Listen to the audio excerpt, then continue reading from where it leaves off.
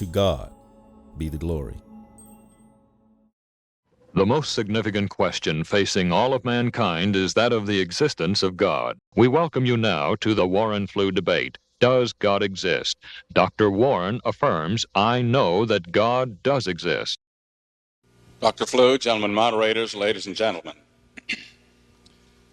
Since there was not just a great deal to reply to in the speech to which you just listened, I'm going to depart from my usual format of replying first to those matters to a proceeding of presenting a further affirmative argument. And I want to refer to a statement that Dr. Flew has made on a number of occasions in regard to various things about the human body as over against material things that we human beings design and make, such as automobiles, watches, and so forth. Dr. Flew has said a car is made, but an eye grows. Well, he certainly will have no conflict with me on that matter. But what Dr. Flew seems to have forgotten is that he has already admitted something that is fatal to his whole contention along this line. He has already admitted that no human being owes its ultimate origin to transformation from an ape or any other non-human being, that no human being ever came into being by being born of an ape or some other non-human being, and therefore he has admitted what Lilly said about evolution a moment ago did not touch the issue of what has been before us in this debate, top, side, edge, or bottom. Therefore, it is clear from what he himself has admitted that human beings could have originated only in some way other than by the physical law of reproduction which we know in the uniting of the human male sperm and the human female ovum. He has admitted that is not the case. He has further refused to notice, in the face of our repetition of the matter, that while we admit that the car is made, he says nothing at all about the maker of the car. While he has admitted that the maker of the car could have been here in no way other than by creation. And therefore his point about the car is made, but eyes and respiratory systems grow, simply falls by the wayside. He has already admitted, as a matter of fact, and let us look at chart number 42I and follow that with 42J. Now in chart number 42I, we have the drawn picture of a rock, so presumably on Mars. You remember the great excitement that went through the world when someone thought perhaps he had seen the single letter B on a rock. I'm sure that every atheist, every evolutionist in the world was ready to pronounce, here you see is absolute conclusive proof, so that everyone who would deny it would immediately classify himself as non-scientific, non-philosophic, and certainly on the level of an ignoramus to admit or to hold that this would not prove that there was intelligent life on Mars. But we go a little further. They had to admit they didn't find the bee. They had to admit that it no doubt was from just some physical phenomenon by chance. So I have posed a hypothesis. On chart number 42J, I have asked him, what if we found on Mars a carving in a rock? Here's a very smooth place carved in a rock. And on the rock is the head of a king carved with his coat of arms. And this message, in honor of King John the 26th of Mars, who with such great valor put down the uprising of wicked men who would have murdered or enslaved us, who so generously assisted in the development of medical science and who helped us to see that the one true God really lives.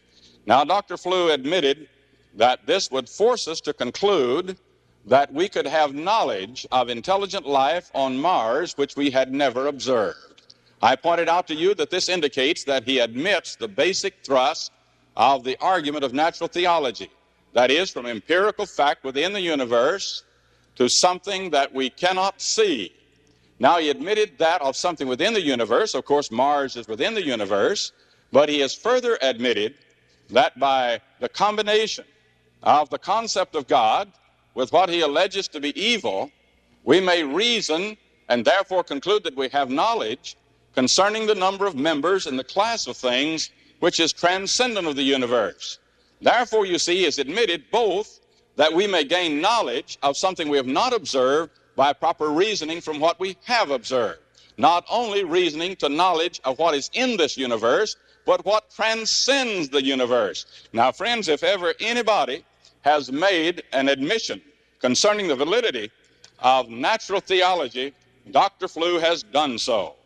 Now, I made an argument earlier. We didn't get to say a great deal about it, but I want to say more about it and introduce some new material as well. And that's to introduce the human body.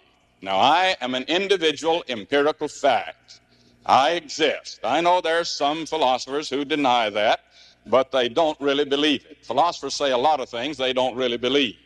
Philosophers sometimes say we can't really know the external world is there, but they always get off the railroad track when a train is coming. And you can't get them to jump off of a bluff down to the rocks that are 100 feet below. Now, notice carefully that the human system constitutes a single system. I am a single person. You may not think much of me, but as a matter of fact, I'm a marvelous, complex system. I'm made up of subsystems. I'm a single system made up of subsystems, and each of these subsystems have functions. Now, let's look at some of these. Now, I'm no expert in these matters, but I have checked these matters with men who are. So what I'm giving you is not just something that I've just sort of tossed off here. There is the system which we know as the skin. It provides protection, support, heat regulation, absorption, excretion, stimuli reception. You can't live very long without your skin. There'd be no possibility that you could live through some long millions of years while this is evolving. And all of these systems had to be here at the same time. What good would your skin have been if you didn't have a digestive system or a respiratory system or a cardiovascular system? Or what good would your respiratory system have been without your skin and so forth? And how on earth did whatever it was that Dr. Flew thinks was out there before there were human beings, even though he has now admitted it couldn't have come that way, how did they reproduce themselves before this very complex reproductive system that we find in the human male and female came along? Dr. Flew, I'd like to see you struggle with that just a bit and explain to us how they reproduced themselves before that came along. There is the skeletal system, provides support, protection, posture, motion, locomotion, manufacture of blood corpuscles by bone marrow, transmission of sound waves, ear bones. There is the muscular system, locomotion, movement of body parts such as stomach, intestines, heart, and so forth. You can't live without these matters. Digestive system, ingestion, digestion, absorption of food, elimination of waste. The circulatory system, transportation of foods, waste, oxygen, heat, carbon dioxide, endocrine hormones, and so forth. The respiratory system supplies oxygen, eliminates carbon dioxide and other waste. The excretory system secretes and eliminates waste materials. Nervous and sensory system receives stimuli, transmits and interprets impulses for purposes. Notice that, purposes. You can't really describe the human body without saying, well, this is for that purpose. Of correlation, movement, locomotion, behavior, secretion, and so forth. Centers of sight, hearing, taste, smell, equilibrium, and so on. The endocrine or ductless gland system, production of hormones for correlating and regulating body processes. Friends, you cannot live long without a proper regulation of insulin, a hormone which comes, of course, from our pancreas gland. If you have too much of it, you won't have any blood sugar you won't have any sugar in your blood, and you can't function. You'll even pass out and finally die. If you don't have enough of it, you can't utilize the sugar that's there. You wouldn't have time for this to have evolved over a long period of time. And you see, what I'm talking about here is not merely something that's curious or interesting or say, well, that seems to be very complex. What I'm talking about here is something that's impossible if you don't have it. Now, Dr. Flew, you need to address yourself to this argument. Now, I'm going to give again this argument. Again, it's going to be precisely stated with propositions in a valid way. Now, when an argument is presented in this way, it is the common practice of philosophers to ask two questions. One, is the argument valid? If so, then you proceed to the premises. You then ask, are the premises true? Now, if you do not care to be rational, then you say, oh, well, I just don't feel like I want to accept that. Or there's some curious things about it that are rather obnoxious to me, and so I just decide that I won't. Or I believe that I will take a leap in the dark and believe this or that. That's irrationalism. Existential philosophy or neo-orthodox theology but it is not what my learned colleague has espoused in the past. I do not know what has happened to him in this discussion, but at any rate, here is the argument. Premise number one: if the gaseous interchanges, that is, of oxygen and carbon dioxide in the respiratory system of a human being, possess such properties or involve such things as to make clear that such interchanges were not brought into being by any part of or the totality of dead matter, then the respiratory system of the human being in which these interchanges occur must have been brought into being by the Creator who transcends the universe, that is God. That's the only one who could have done it. All of this talk about men holding to various gods, such men as Hartshorne and Brightman and Whitehead and so forth, the gods they envisioned could not have done that.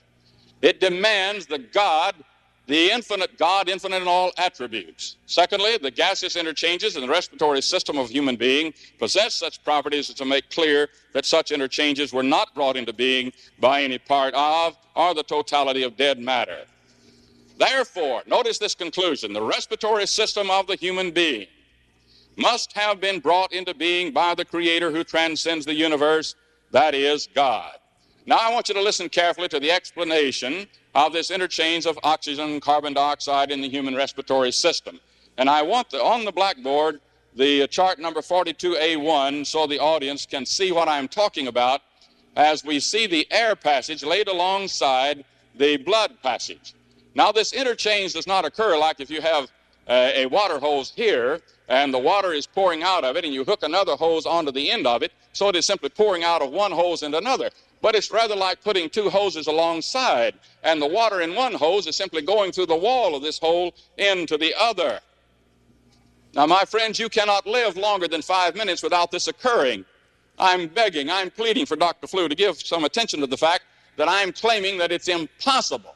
It is impossible for that to have evolved because of the time factor simply will not allow it.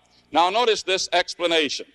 The tension of oxygen is lower in the venous blood than in the alveolar air, but the venous blood has a higher tension of the carbon dioxide. The pulmonary capillaries in the air in the alveoli are separated by membranes which are so delicate as to be freely permeable to these gases, that is, oxygen and carbon dioxide. The differences in the relevant pressures are favorable to a rapid inward diffusion of oxygen from alveolar air to blood and an outward diffusion of carbon dioxide, that is, from blood to the alveolar air.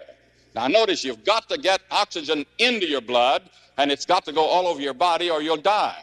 And you've got to get the carbon dioxide out of your blood and out of the air as you breathe, or you'll die. And that has to occur within at least, at most, a 5-minute period. I'm therefore declaring it's impossible otherwise. Now, Dr. Flew admits that if it can be shown that purposive action and thus design has occurred, that some intelligent being or designer exists. Now, he's admitted that. Now, I'm saying here is something that shows purposive action that could not have come by sheer accident or by sheer chance. He would have you to believe that this matter that has to occur within this 5-minute period occurred like something like a whirlwind blowing through a junkyard and blowing a watch out on the other side of it. It simply will not work. Note further, there is purposive action in subhuman levels of life. There is purposive action in human levels of life. And there is purposive action in life transcendent of human life. Let's look at that chart for just a moment. I want you to see, just to look at it. Notice, as you'll point out with the pointer, here is air coming along in the air passage. The oxygen being of greater pressure in the air passage than the oxygen particles in the blood, passes through the capillary wall into the blood and then is carried to the parts of the body. On the other hand, the carbon dioxide has greater pressure than the carbon dioxide in the air passage. Therefore, it passes through the air. Now, this is a well-known fact. It's involved in the law of physics and the law of gases, and Dr. Flew has before him something that he simply cannot handle.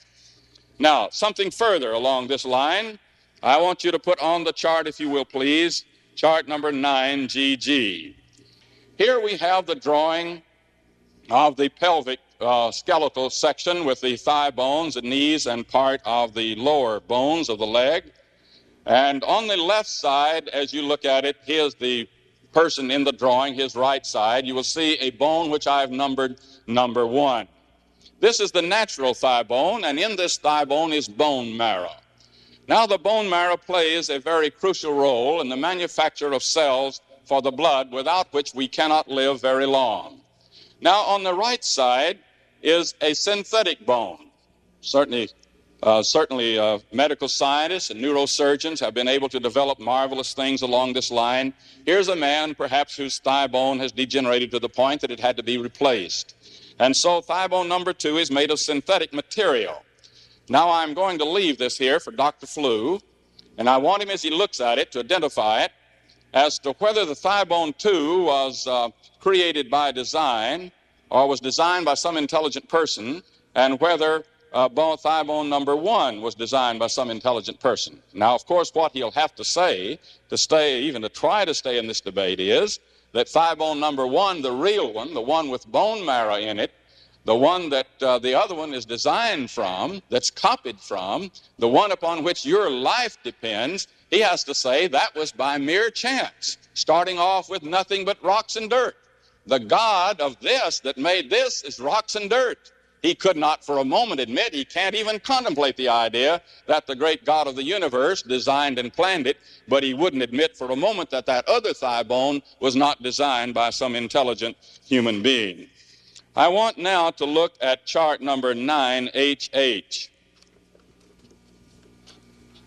Chart number 9HH. Now you see we have two skeletons. On the left we have a natural human skeleton.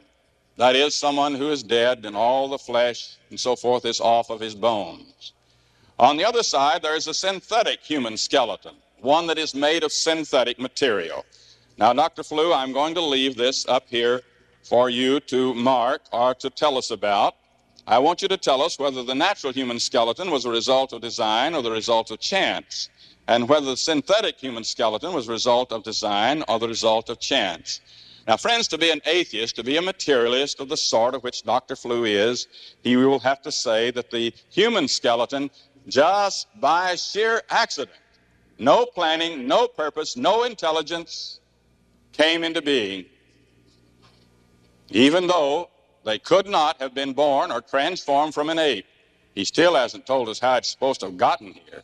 But on the other hand, he would insist as strongly as anybody that the skeleton made out of synthetic material was designed by somebody. Now, friends, the human skeleton represents a masterpiece. I'm reading here a statement from a scientist. Now, listen to this. The human skeleton represents a masterpiece of engineering design, with each component part tailored to a specific job. The brain is protected by the skull. The spinal cord, a highly sensitive and vital nerve center, is protected by vertebrae. The spine even has its own built-in shock absorbers, the discs of cushioning cartilage between segments. The leg bones are hollow, in keeping with the engineering principle that a hollow column is stronger than a solid one of equal weight. On a weight-for-weight basis, bones are stronger than steel. Bone construction is comparable to reinforced concrete. That's from our Human Body, Reader's Digest, number 1962. And in B.F. Miller, medical doctor, Man in His Body, the Human Skeleton is a remarkable piece of functional architecture. Now, you don't have architecture without somebody being an architect, and that means an intelligent being. Now, I'll leave one more thing up here, what atheists must know. They must know that the human male reproductive system, with all of its complexity, I started to draw a picture of it, though there'd be nothing wrong with it. I thought perhaps maybe some of you might be offended by it, and the details of the female human reproductive system. It's terrible complexity. That is the greatness of it. And to imagine that this happened by sheer accident is simply incredible to anyone who's thinking rationally about this entire matter. I leave this also with Dr. Flew to try to tell us if that came by accident or by design. I leave this with him to tell us whether the human cardiovascular system, the human respiratory system, the human digestive system, the human eliminative system comes from its creator, which is rocks and dirt, rather than from the eternal God. Chart number 42A8, look at two hands. Here's a man has one natural hand, one mechanical hand. Which one is designed? Are they both designed? Or are they both by the accident? Oh, no, says Dr. Flew. The mechanical hand, the one made out of metal and wire and so forth, is designed. There had to be intelligence behind it. All right, thank you. I'll leave that one too.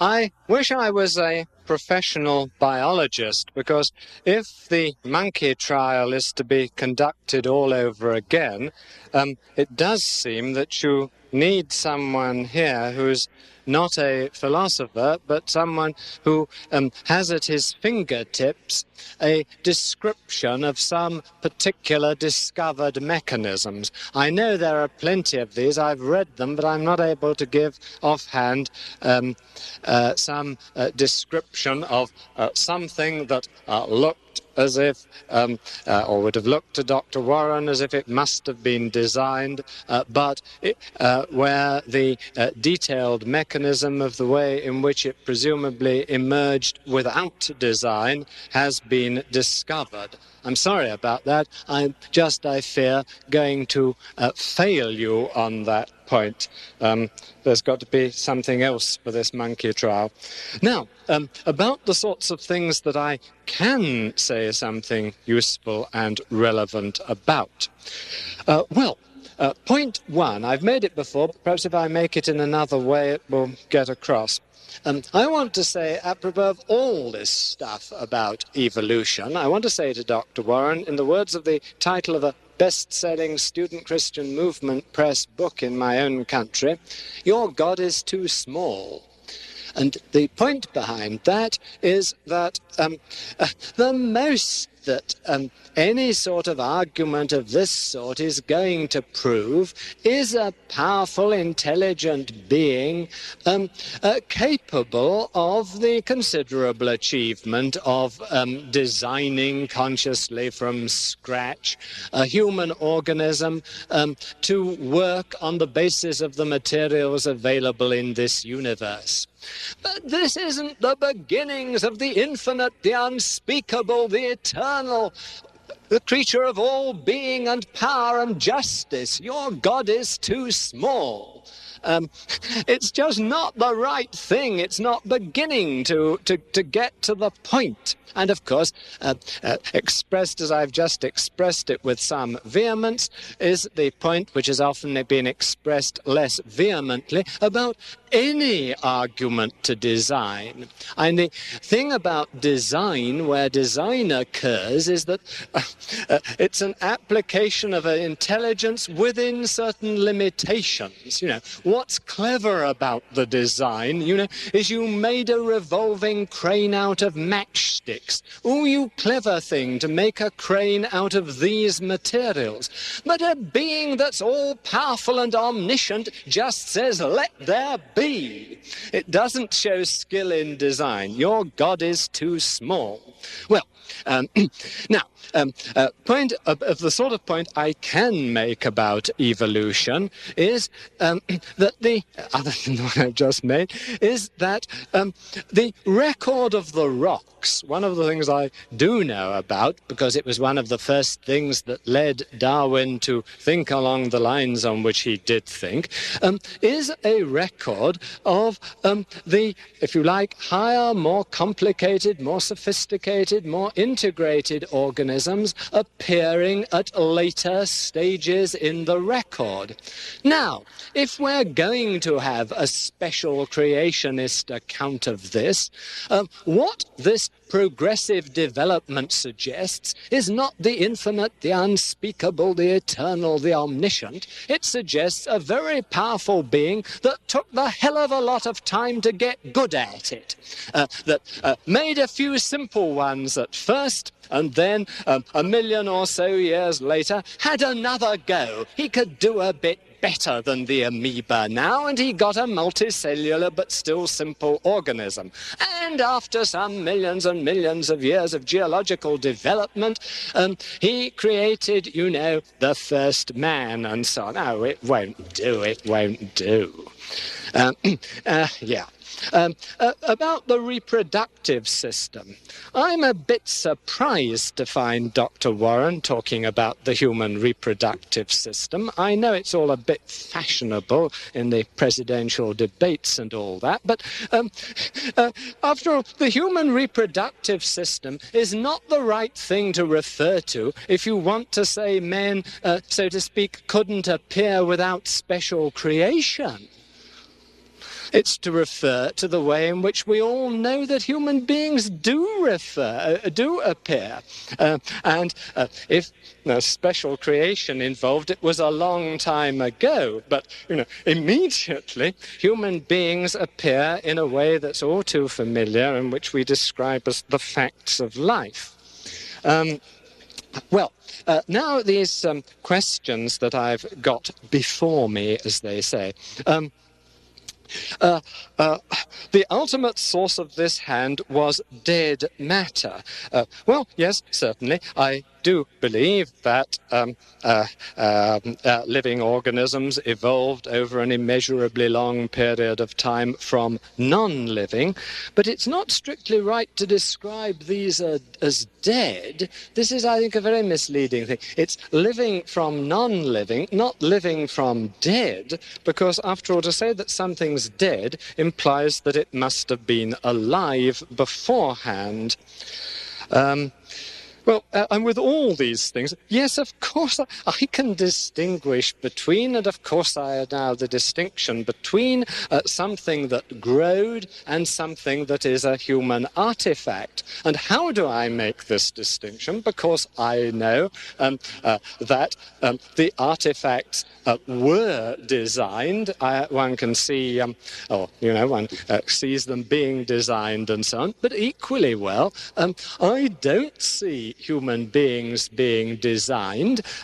I've watched some grow like other parents. And of course, one may argue that somewhere ultimately along the line there was some conscious design in it. But if we're just going to look at the contrast between artifacts now and non-artifacts now, what I've said is surely the right thing to say.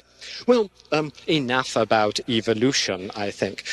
We've had a lot about arguments to design and, of course, quite a lot about an argument from the objectivity of value. One thing which has not been mentioned so far is religious experience. I think it needs to be. For people often do claim that they've enjoyed abundant assurance in their own lives, that they know that there's a God because they've enjoyed direct commune with this God, that they've had, as many would say, experience of God. Now, one way to go on from here, when one had made a claim like this, would be to say that you had been present at the great spectacle in North Texas, which Dr. Warren imagined and described to us, was it last night? That you'd actually been there watching it all happen, whereas I perhaps had seen only a replay of the TV newscasts. Now, that would be one way to go on, but it is, for pretty obvious reasons, not the way taken by those to whom I'm now referring. The other way, which is the interesting one, which I want to consider, the other way to go on is to urge that, whereas perhaps we who've not enjoyed the revelatory experiences vouchsafed to the believer cannot reasonably be required to accept his claims, he is in a sure position to know, and we can only deny his reports about his experience of God by calling him a liar. And this, of course, we are unwilling to do. Not solely or even mainly because such charges are embarrassing for all concerned, but for the much better reason that we know the claimant to be a perfectly honest man.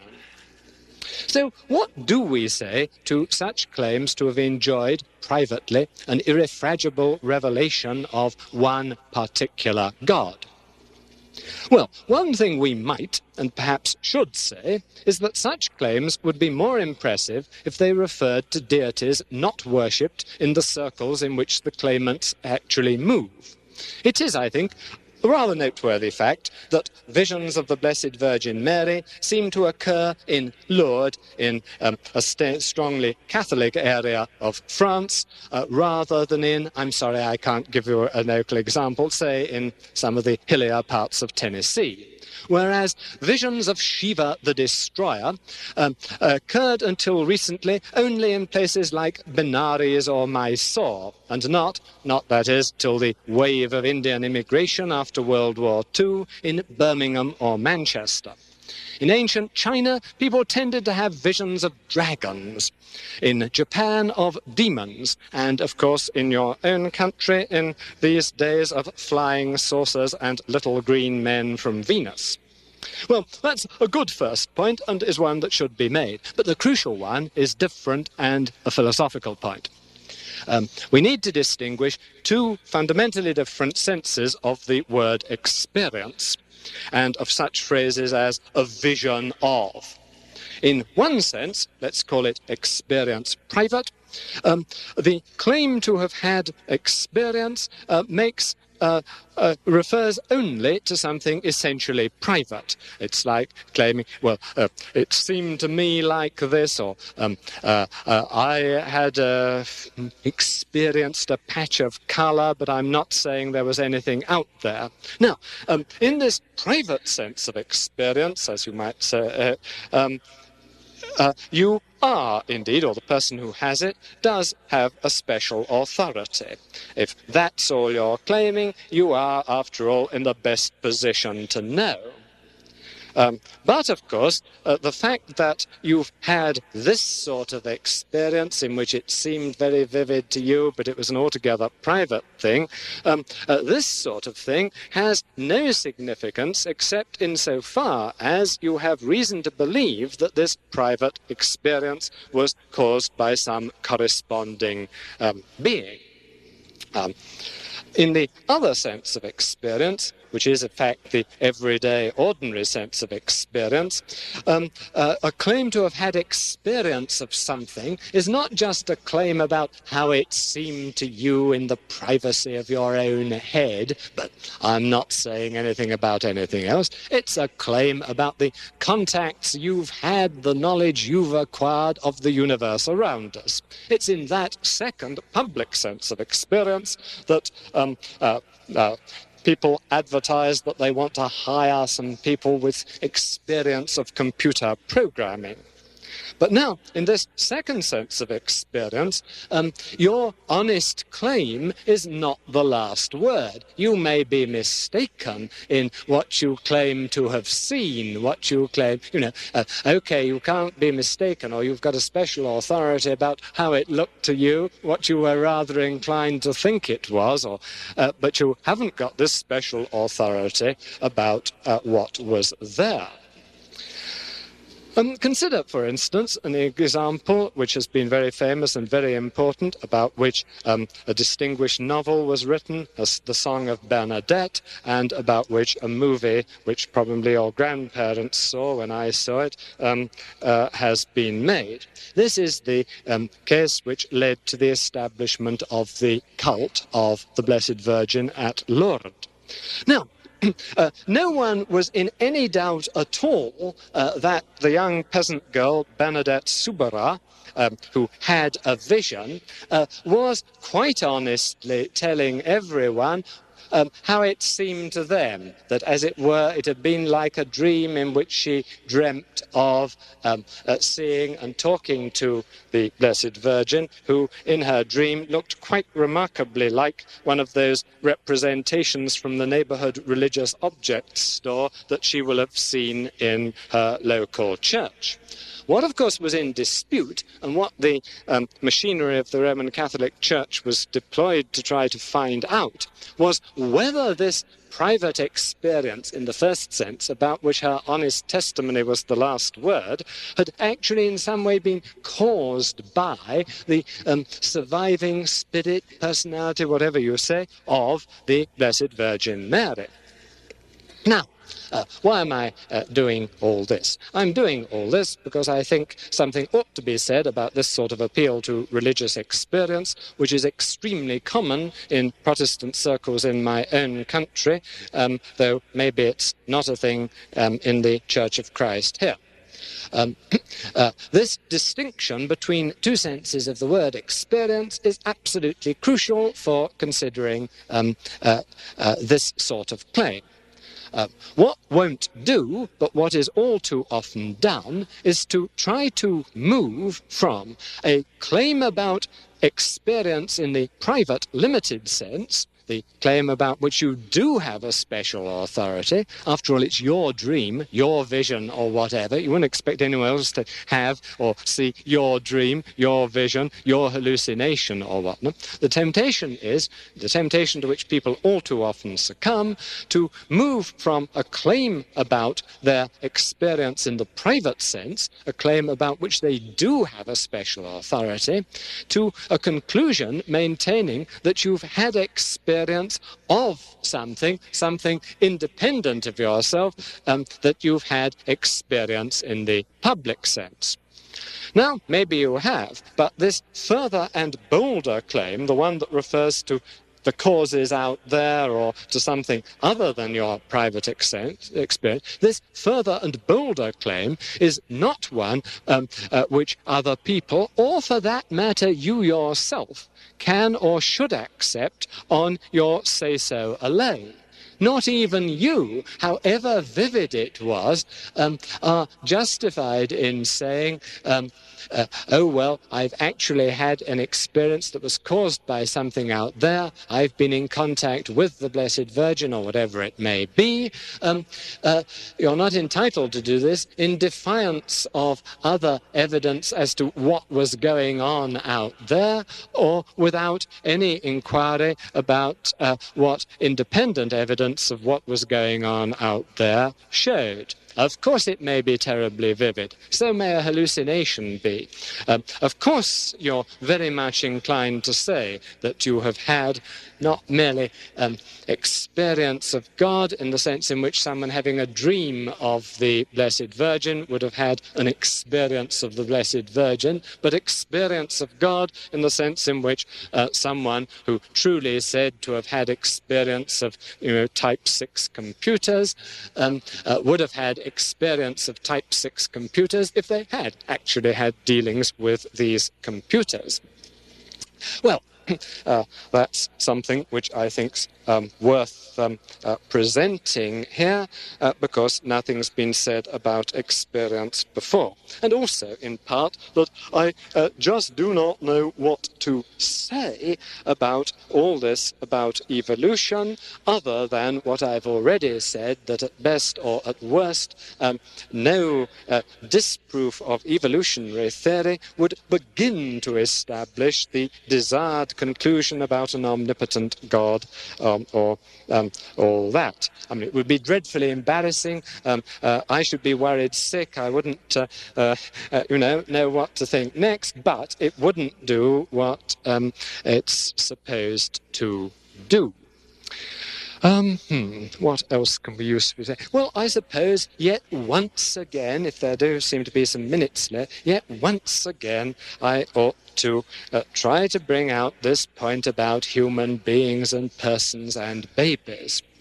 I mean, the fundamental trouble about this is that Dr. Warren wants to employ, and this is entirely reasonable, granting Dr. Warren's beliefs about how the world is, Dr. Warren wants to employ a notion of a human being, and of course notions referring to all other species, which are quite inconsistent with evolutionary theory. That's to say, all his notions referring to species are by him interpreted in such a way that there just are absolutely sharp lines between species with no development from one to the other.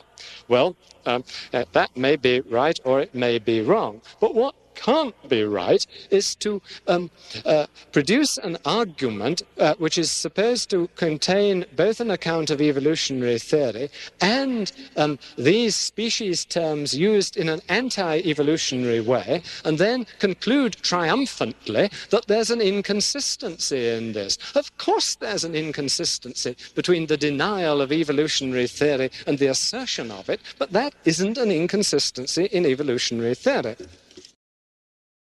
The churches of Christ are not only committed to the existence of God, but are also committed to the restoration of New Testament Christianity.